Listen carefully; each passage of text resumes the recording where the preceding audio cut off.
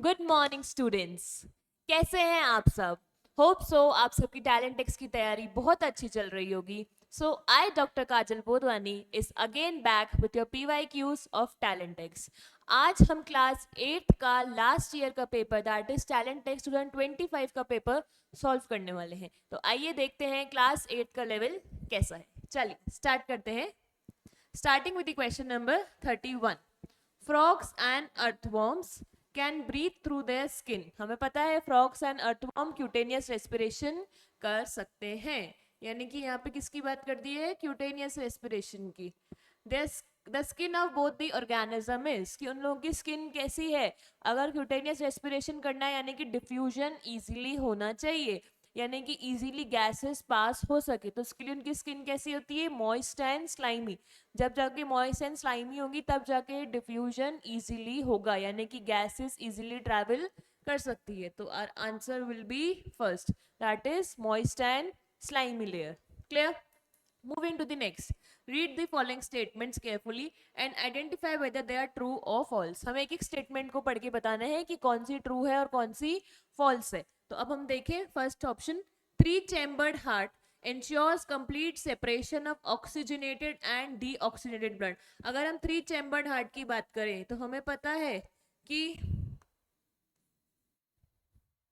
ऊपर के तो हमारे दोनों होते हैं, left atrium and right atrium and left atrium, लेकिन नीचे सिर्फ और सिर्फ वेंट्रिकल होता है। तो यहाँ बोला है ensures complete separation of oxygen deoxygenated blood. नहीं, अगर यहाँ से डीऑक्सीजनेटेड है, यहाँ से ऑक्सीजनेटेड है, तो यहाँ पे आके तो मिक्सिंग हो रही है ब्लड की। So this statement is incorrect. To animals with high energy needs such as birds and amphibians, birds में 4-chambered heart होता है। The statement is incorrect. Blood pressure at the time of maximum contraction of ventricle is systolic blood pressure. Yes, जब मेरे ventricles maximum contract करते हैं तभी जाके systolic blood pressure आता है, जिसकी वैल्यू जनरली होती है 120 mmHg. So this statement is true. Clear? Next, stethoscope is used to measure the blood pressure. Stethoscope की अगर हम जनरली बात करें तो ब्लड प्रेशर के साथ यूज होता है जब मेजर करते हैं। जो मेन इंस्ट्रूमेंट होता है वो होता है हमारा स्फिग्मोमेनोमीटर, उसको हम यूज करते हैं ब्लड प्रेशर को मेजर करने के लिए, लेकिन स्टेथोस्कोप भी उसके साथ कॉन्जुगेशन में यूज होता है। बट यहाँ पे पूछा है कि क्या स्टेथोस्कोप सिर्फ ब्लड प्रेशर को मेजर करता है? डायरेक्टली नहीं, वो तो हमारा जनरली हार्ट बीट को मेजर कर रहा है, बट ब्लड प्रेशर मेजर करने के टाइम पे हम हमारी ब्रेकियल आर्टरी पे उसको यूज करते हैं। सो this statement is incorrect. But ध्यान रहे कि स्टेथोस्कोप को भी हम साथ में यूज करते हैं, बट मेजर जो हमारी मशीन है वो है sphygmomanometer. Clear? This statement is false. Next, blood from right atrium enters into right ventricle through bicuspid wall. क्या राइट एट्रियम से राइट वेंट्रिकल में बाइकस्पिड वॉल के थ्रू जाता है? No, this is incorrect. किसके थ्रू जाता है? हमारी ट्राइकस्पिड वॉल के थ्रू। Next, heart is covered by a double wall sac called the pericardium. Yes, heart की आउटर लेयर की हम क्या ही बोलते हैं? Pericardium. That is differentiated into parietal pericardium and visceral pericardium. So this statement is true. हमारी false कौन कौन सी हो गई? First, third and fourth. तो हम देख लें एक बार option, first, third and fourth, rest two are true. So our answer is third. Clear? Moving to the next, Which of the following sets include the bacterial disease? Bacterial disease कौन कौन सी है उसकी बात हमें करनी है। सबसे पहले बैक्टीरियल डिजीज हम देख लें। Tuberculosis is bacterial, yes. Polio is not bacterial, that is a viral disease. Malaria that is a protozoal disease, तो ये स्टेटमेंट इनकरेक्ट हो गई। Typhoid bacterial, tuberculosis bacterial, cholera is bacterial. और देखें, polio is not bacterial, viral, measles viral again, malaria again protozoal disease, तो ये भी incorrect हो गई। या correct bacterial diseases are typhoid, tuberculosis and cholera. Clear? तो हमें अच्छे से याद होनी चाहिए कौन सी बैक्टीरियल डिजीज है, कौन सी वायरल एंड कौन सी प्रोटोजोअल डिजीजेस है। एक एक के नाम होंगे तो हम याद है तो हम इजीली आंसर तक रीच कर सकते हैं। Clear? Moving to the next, select the correct option from the codes given below to fill in the blanks। हमें करेक्ट ऑप्शन चूज करना है कि फर्स्ट स्टेटमेंट पढ़ते हैं, inhaled air contains -% of oxygen. अगर हम ऑप्शन में देखें तो हमें दो दे रखे हैं, 21% एंड 16.40, या उससे भी लेस की बात करें, बट हमें पता है कि जब हम इनहेल कर रहे हैं तब ऑक्सीजन ज्यादा होगी, यानी कि कहीं ना कहीं या तो 21 या फिर 21%, दैट इज हायर, और इनमें देखें तो ये लोअर है, यानी कि ये ऑप्शन तो ये दोनों तो हमारे कैंसिल ही हो गए, तो हमें चूज करना है फर्स्ट और थर्ड में से। Excel air S is well, excel hair हमें पता है जो एक्सेल कर रहे हैं हम ऑक्सीजन को वो लेस होगी हमेशा, तो अगेन दोनों ऑप्शन से वैरी कर रहा है। नेक्स्ट देखते हैं, whales and dolphins have dash as their respiratory organs, दोनों हमारे मैमल्स में आ रहे हैं, तो mammals have lungs as their respiratory organ, तो गिल्स तो कैंसिल आउट हो गया।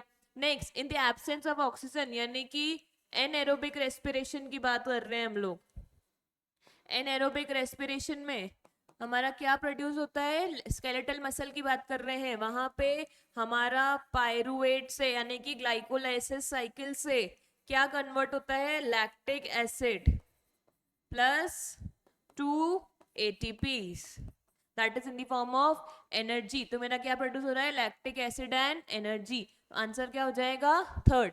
21% इनहेल्ड एयर की ऑक्सीजन के थ्रू, ऑक्सीजन इनहेल करी, एक्सेल कितनी करी मैंने, 16.40%। वेल्स एंड डॉल्फिन में रेस्पिरेटरी ऑर्गन लंग्स होता है, और स्केलेटल मसल में हमारे लैक्टिक एसिड और एनर्जी बनती है। Clear, direct question from the respiration. Moving to the next, select the correct option that correctly defines the given characteristics of a cellular component। हमें एक सेल का कंपोनेंट दे रखा है, उसकी कैरेक्टर बता रखी है, बताना है कि कौन सा कंपोनेंट हमारा सेल का वो हो सकता है। आइए देखते हैं। First, responsible for the transfer of hereditary characters, hereditary यानी कि मेरे जेनेटिक्स, मेरी जीन्स को यानी कि इंफॉर्मेशन को ट्रांसफर कर रही है फ्रॉम पेरेंट्स टू ऑफस्प्रिंग्स, कौन करते हैं, मेरे डीएनए किसके अंदर होते हैं, अगर ऑप्शन में हम लोग देखें यानी कि न्यूक्लियस की बात हो रही है कहीं ना कहीं। Again second option, controls the activities of cell, central cell है मेरा, ब्रेन ऑफ दी सेल है जो सारी की सारी एक्टिविटीज को कंट्रोल करता है, अगेन वो कौन है, मेरा न्यूक्लियस। तो ऑप्शन में भी हम लोग देख लें, गोल्जी बॉडी नहीं, nucleus yes, lysosome no, ER no, answer is nucleus. Direct easily easy question है, स्टेटमेंट देके हमें आइडेंटिफाई करना है कि कौन सा सेल ऑर्गेनल हो सकता है। Clear, moving to the next, observe the given image, identify the organism and select the correct statement. यानी माइक्रो ऑर्गेनिज्म से क्वेश्चन दे रखा है, अगर हमने एल्गे को पढ़ा है वहां पे ये डायग्राम है, Chlamydomonas, that is a green algae, उसकी बात कर रहे हैं हम लोग, ये डायग्राम हमें उसका दे रखा है, क्लेमाइडोमोनास एल्गे है, यानी कि क्या है, एक यूकैरियोट है, बट साथ में ये क्लेमाइडोमोनास ऑटोट्रॉफ प्लस हेटरोट्रॉफ दोनों हैं। अगर लाइट अवेलेबल नहीं है तो अपना खाना दूसरों पे डिपेंड करके ही लेगा। तो देख लेते हैं, it is a unicellular prokaryote, नहीं, प्रोकैरियोट तो बिल्कुल भी नहीं है। It has chloroplast with the help of which it can synthesise food, yes, chloroplast है, ऑटोट्रॉफ से तो अपना फूड सिंथेसाइज कर सकता है। Again I said sunlight available नहीं है तो हेटरोट्रॉफ पे शिफ्ट कर जाएगा, yes, this statement is also true. It can locomote with the help of tail like structure called as सीलिया, generally हम लोग फ्लैजिला की बात करते हैं, बट यहाँ पे फ्लैजिला को ही सीलिया मान लिया जाता है। सो हम करेक्ट स्टेटमेंट्स की बात करें, that is our second, third and fourth. Clear, और हमें क्लेमाइडोमोनास इसी में दे रखा है, ये तो हमारा यूग्लिना हो गया, कोलेरा हो गया, ये इनकरेक्ट, ओनली क्लेमाइडोमोनास दो में दे रखा है इन सेकंड, बाकी भी और करेक्ट है, so our answer will be fourth. Clear, easy, अगर हमें अच्छे से डायग्राम्स याद है तो हम पहचान के उसके एक एक फीचर तक रीच कर सकते हैं। Moving to the next, Rohan was putting seeds in the soil. His father suggested him some precautions regarding the same. From the given option, select the correct statement and Rohan should follow while sowing seeds. Rohan seeds को सो कर रहा था, तो हम देखते हैं कि correct statement क्या दे रखी है इसमें। Distance between seeds should be proper, yes, हमें पता है एक एक सीड के बीच में डिस्टेंस प्रॉपर होना चाहिए ताकि प्रॉपर वाटर एंड एयर वहां तक रीच कर पाए। This statement is true. Enough water should be there while sowing seeds, of course irrigation अच्छे से होगा तब जाके ही प्रॉपरली सोइंग हो पाएगी. The statement is also true. Next, seeds should be sown at a particular depth under the soil. Exactly, proper depth पे जाएगी तभी nutrition soil से ले पाएगी. So this statement is also true. So Rohan must follow all of the given suggestion 1, 2 and 3.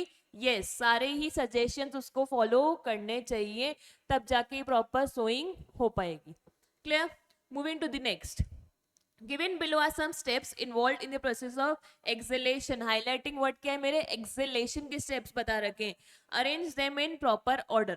अगर हम बात करें सबसे पहले हमें पता है एक्सेलेशन की, यानी कि ये क्वेश्चन कहाँ से आ गया मेरा, रेस्पिरेशन के मैकेनिज्म ऑफ ब्रीदिंग से. यानी कि हमें एक्सेल करना है तो सबसे पहले डायफ्राम से स्टार्ट करते हैं. कि डायफ्राम का मैं बात करूं, डायफ्राम जब इंस्पायर कर रहे हैं तो डायफ्राम फ्लैट हो जाता है, कॉन्ट्रैक्ट करता है. तो एक्सेल करने के टाइम पर diaphragm should be of dome shape and relax. तो अगर हम डायफ्राम की बात करें, that is ribs move down, sorry, relaxation in diaphragm and external intercostal muscle. सबसे पहले डायफ्राम की ही बात करते हैं कि वो रिलैक्स करना चाहिए, उसके साथ में एक्सटर्नल इंटरकोस्टल मसल वो भी रिलैक्स करना चाहिए. तो पहला तो हमारा सीक्वेंस क्या हो गया, थर्ड. अब थर्ड के बाद देखते हैं, जैसे हमने डायफ्राम की बात कर ली, नेक्स्ट हमारी बात आती है रिप्स एंड स्टर्नम की, जो कि इंस्पिरेशन के टाइम पे मैं इंस्पायर कर रही हूँ कि आउटवर्ड एंड अपवर्ड जा रही है, एक्सपायर कर रही हूँ तो डाउनवर्ड एंड इनवर्ड जाएगी और डायफ्राम डोम शेप का हो जाएगा. तो second is my fourth. Clear?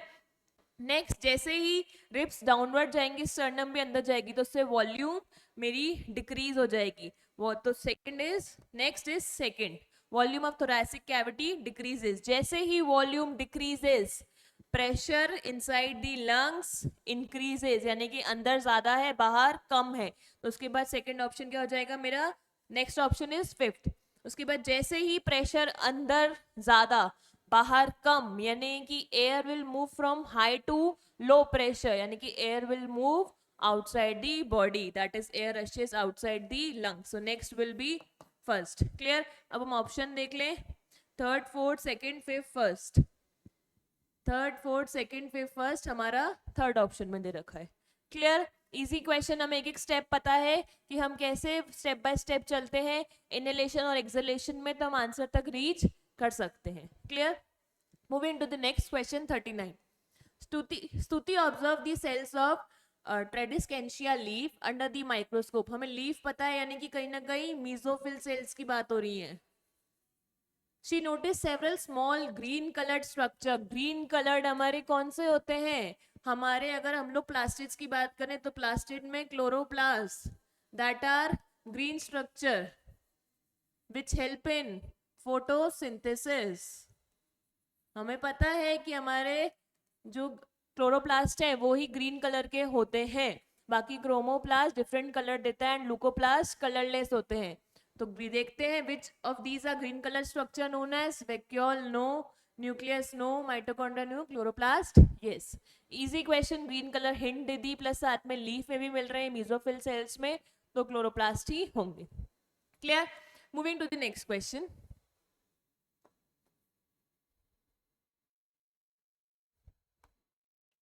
Some of the microorganisms are useful to us while some are harmful.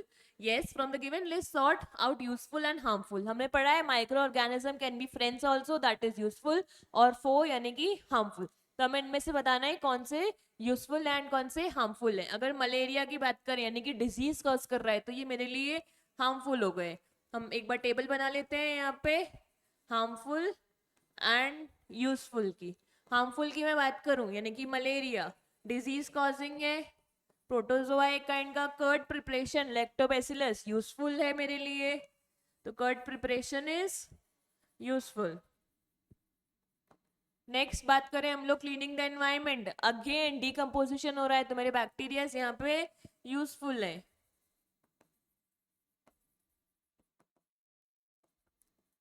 इसके बाद next yellow vein mosaic of ओकरा, ये डिजीज कॉजिंग है तो ये मेरे लिए हार्मफुल हो गए.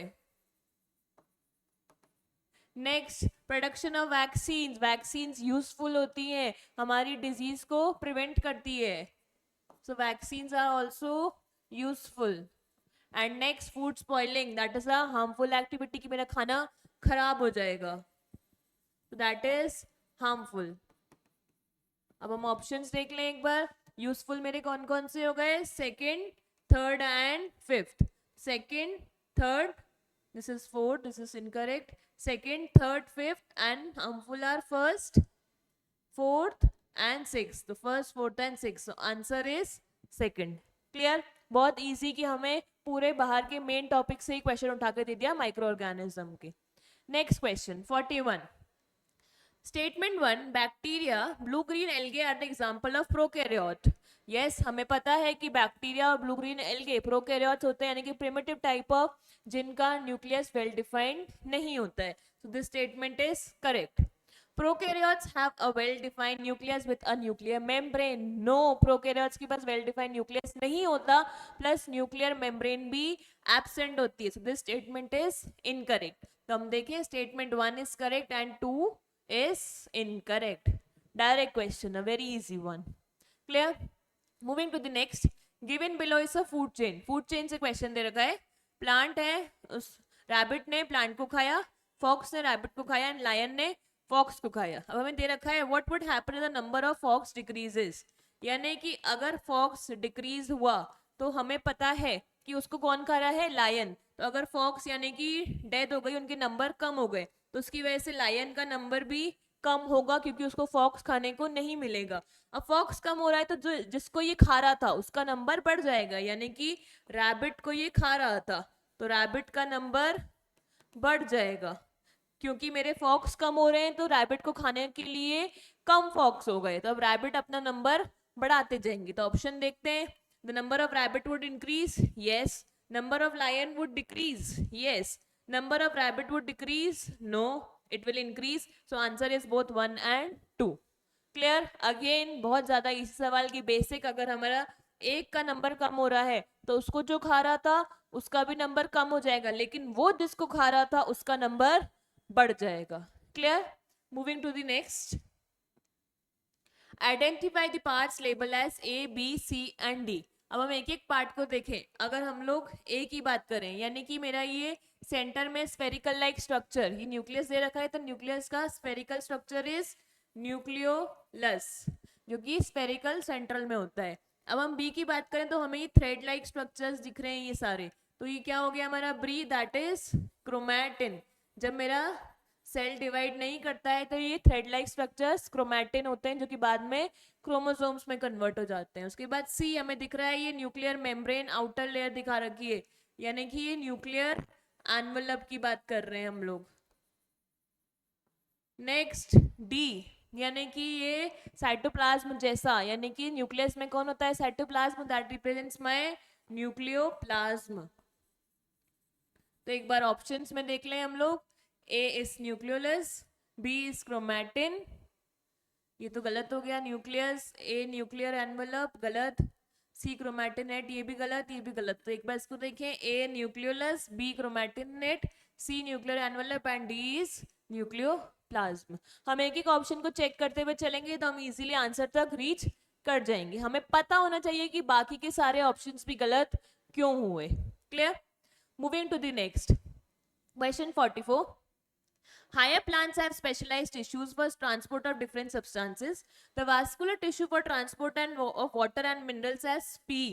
वाटर एंड मिनरल्स को कौन ट्रांसपोर्ट करता है? वो पी बता रखा है. हमें पता है वाटर और मिनरल्स को ट्रांसपोर्ट जाइलम करता है, unidirectional from downwards to upwards. और क्यू क्या ट्रांसपोर्ट कर रहा है? फूड को. तो हमें पी और क्यू को आइडेंटिफाई करना है. फूड को ट्रांसपोर्ट करने वाला कौन है? मेरा फ्लोएम, जो कि बोथ डायरेक्शन में करता है, down to up and up to down.